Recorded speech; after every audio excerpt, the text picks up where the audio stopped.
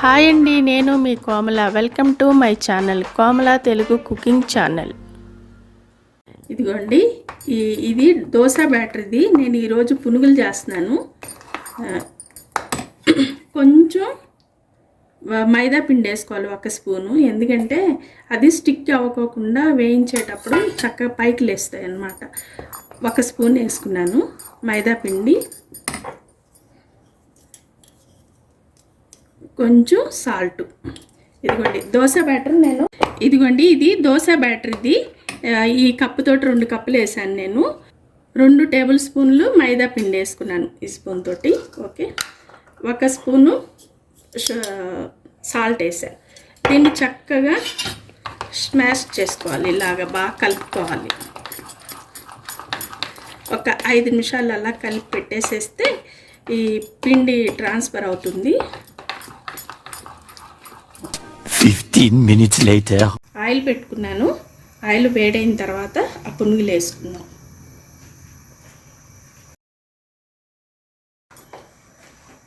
ఇవన్నీ ఇంకా ఆయిల్ వేడి అవ్వలేదు. వేడైన తర్వాత వేసుకుందాం 1 స్పూన్.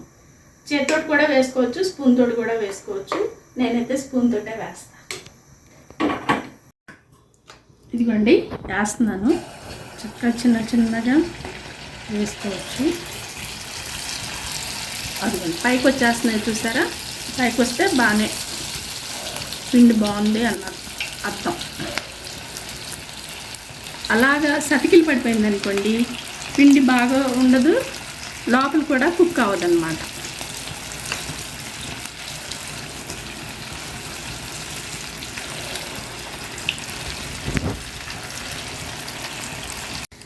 ఇదిగోండి గోల్డెన్ బ్రౌన్ కలర్లో వచ్చేసినాయి. ఈ కలర్ ఉంటేనే బాగుంటాయి. మళ్ళీ బయటకు వచ్చిన తర్వాత ఇంకొంచెం కలర్ షేడ్ అయ్యింది. ఇదే కలర్లో తీసేసాను. వేగిపోయినాయి, బాగానే వేగితేనే పైకి వచ్చేస్తాయి.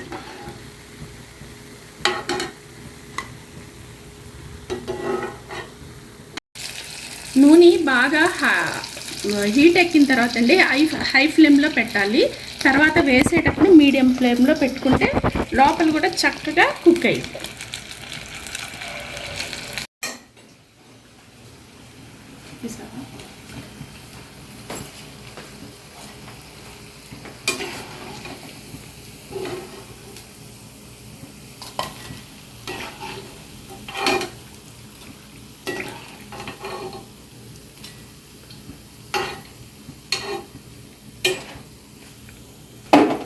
పచ్చడి చట్నీ ఇది 2-3 టమాటాలు, ఒక 6-7 పచ్చిమిరపకాయలు వేసుకున్నాను అండి. పచ్చిమిరపకాయలు చాలా ఘాటుగా ఉన్నాయి. నేను ముందుగానే వేయించేసుకొని పెట్టుకున్నాను. కొత్తిమీర, కొంచెం జీలకర్ర పౌడర్ వేసాను, జీరా పౌడర్. ఇంతే అండి. నేను మళ్ళీ చేసిన తర్వాత చూపిస్తాను. కొంచెం పులుపు ఉండి లేనట్టుగా, పులుపు మరీ ఎక్కువ పుల్లగా ఉన్నా ఈ పునుగుల్లోకి పచ్చడి బాగోదు కాబట్టి ఏదో ఒక్క చెక్క వేసాను అనమాట. ఆల్రెడీ టమాటాలు పుల్లగానే ఉన్నాయి. ఇప్పుడు మిక్సీ పెట్టేటప్పటికి కొంచెం ఉప్పు వేసాను, ఒక 1/2 స్పూన్ ఉప్పు వేసాను అంతే. కావాలంటే వేసుకోవచ్చు, ఆల్రెడీ పునుగుల్లో ఉంటుంది కాబట్టి కొంచెం వేసాను.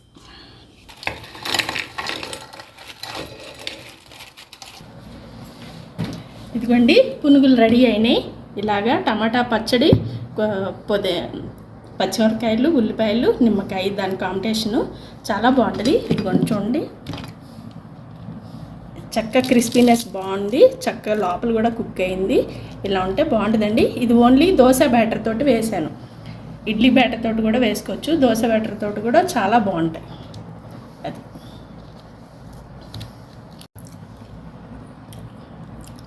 చక్కగా బాగుంది, టేస్ట్ చాలా బాగుంది, క్రిస్పీనెస్ బాగుంటుంది, చాలా బాగుంది టేస్ట్.